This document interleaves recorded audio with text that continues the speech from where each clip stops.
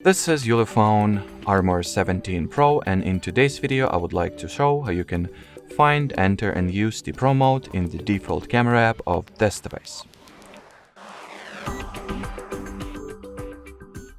So without further ado, let's launch the camera app. Then over here among the list of available modes you'll find the Pro mode if it is not here, which I doubt, but still, just open the More section and over here you will be 100% able to find it. So once at the Pro mode, as you can see, you can manually adjust such camera parameters as white balance, the ISO value, exposure,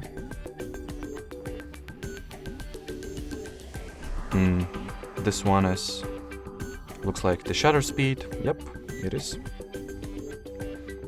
And the focus you can also change, or well, manually set the focus. Alrighty, so that will be it for this short and simple video. Thanks for watching and bye bye.